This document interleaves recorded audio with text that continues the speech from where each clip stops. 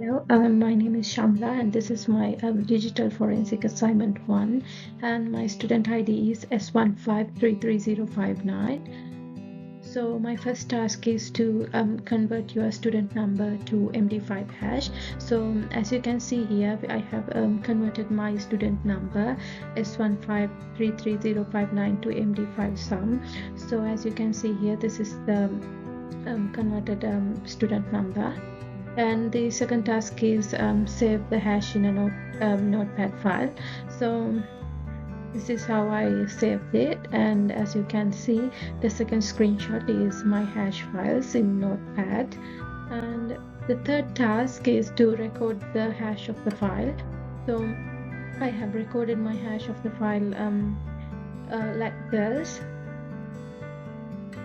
And does either of the following change hash? Why not? So the first task is to change attributes.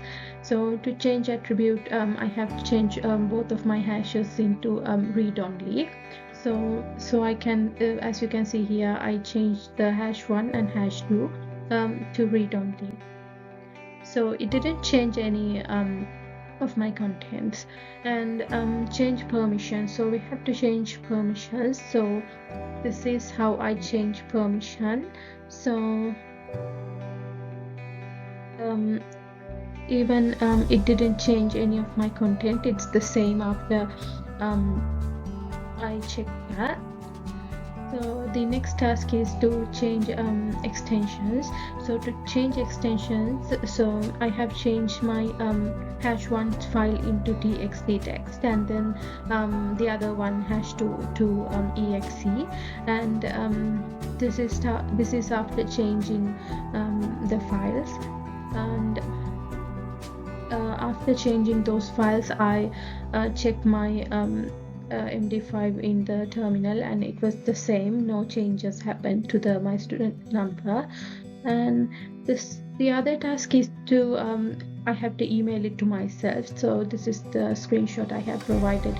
I emailed it to myself and then downloaded it again, and it was the same, no changes. Append the file with spaces. So to append the file with spaces, I inserted echo space hash1 txt, and then I checked the MD5 hash 1 file, and then the content was changed after the spaces. And then I have to remove the space. After removing the space, my txt file, the number changed into the previous one. So this is after changing the space.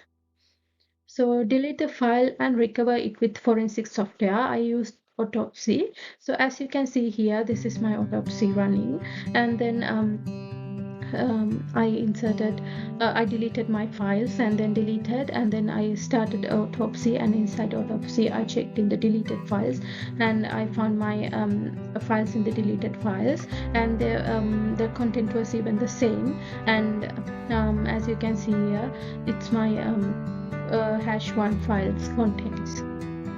And then delete the file and recover it and backup software using backup software. So I used PhotoRec in terminal. I deleted my hash number 1 file, and then I recovered it using PhotoRec. After recovering it, I have recovered it all. Lots of files were recovered, and then my hash files as well. As you can see here, at the end my hash file is recovered. In a Linux system, I had to use this code. So this is after using that TCP dump code. So and then I had to use I had to send us hello. This is how this is after sending those codes. And then I had to check that with Wireshark. In Wireshark, what was the sender and the destination IP after sending that hello code.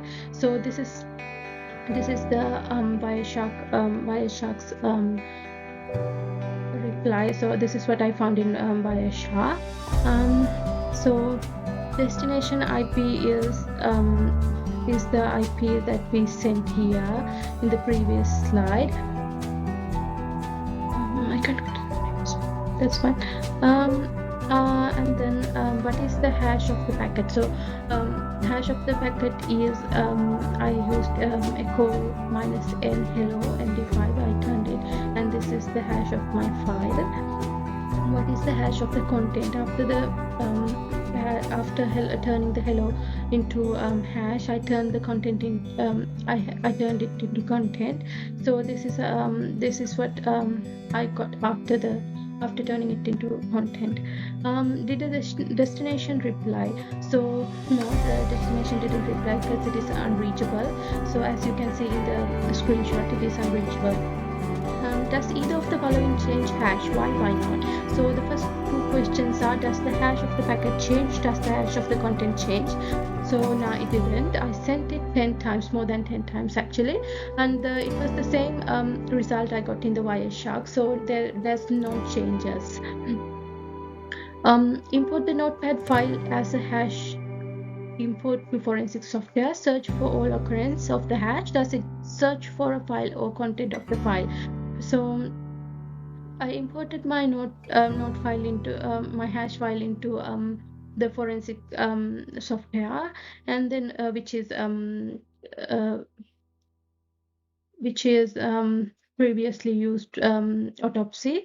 So after inserting my file, I used the I checked it inside the file for autopsy software, and then I checked in the I used the MD5 sum hash 1 in the terminal, and it was the same. No changes happened to the student ID.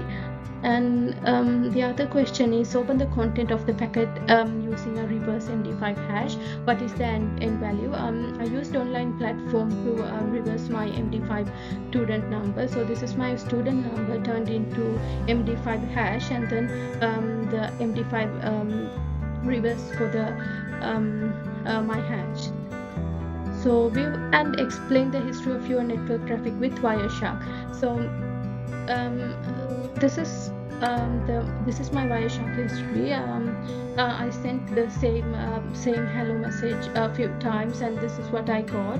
So this is the time of the hello went, and the source is localhost. That is what where I used to send my hello message, and destination is the same localhost, and this is the protocol and the length.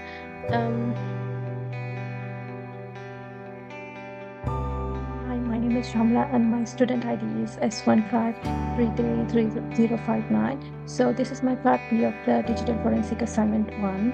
So in this presentation, I'm gonna show I'm gonna use a tool which we used in class, and I'm gonna explain how to use it, and I'm gonna demonstrate it works, how it works. So I'm gonna use Time and Able, which is a password cracking software. So this is my Windows 8 machine running in the VirtualBox. So I have started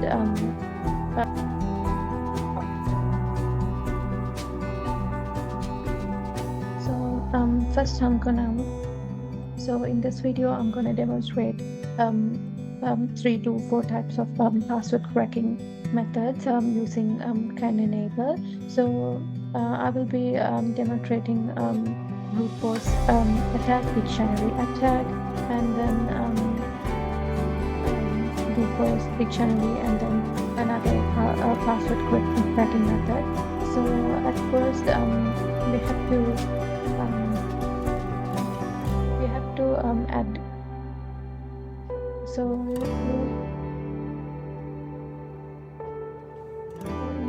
here we have the option cracker.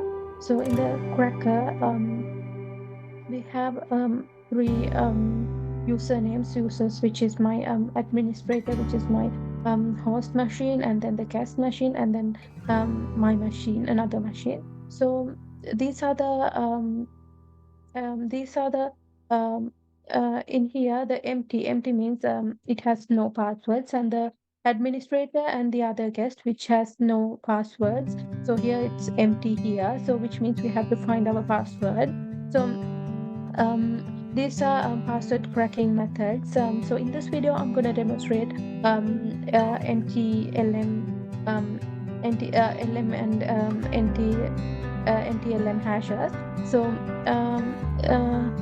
first, I'm going to add import hashes from local system. Next, so these are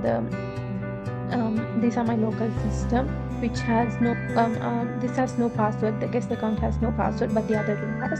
So I'm gonna do dictionary attack. So in dictionary, after right clicking the machine I want to check the password, I'm gonna do dictionary attack and then NTML hashes. So after that, I'm gonna click on start. So as you can see here, the hash is cracked. So that's how they do dictionary attacks in the system of systems. The next one I'm gonna do a brute force attack. After right clicking on brute force attack, there is NTLM hashes. After NTLM hashes, we can select what kind of passwords it might have. I'm going to select this one, and then so this is the password length. It is 1 to 16. So minimum is 1, maximum is 16. When we add more here, this is the so we can add the minimum length. So this is the key space when we add the minimum and maximum length, and this is the time length. This is current password, and I'm gonna start cracking it. So this is the time left. So it tells how long it takes to crack the password using brute force attack. It depends on the length of the password. So as you can see here, it is a lot of time. It takes a lot of time because my maximum is 21. So I'm gonna stop that one, and then I'm gonna make it smaller. Minimum is 1. And then start and see how long it will take. Yeah, as you can see here, it takes years, but less than the one before. So this is the current password and then the key space. So it takes time, so I can't demonstrate it properly in the video. So let's go into the other one. So it is rainbow attack. It's at the moment it's not working in this one. So I'm gonna do this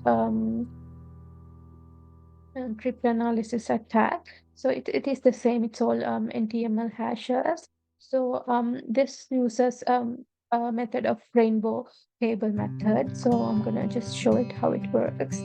So we can add a table. So at the moment I don't have any, so I'm not gonna add any. And then start. This is how it shows after the crack.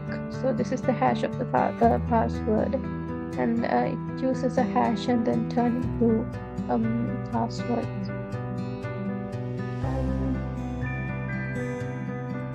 Thank you.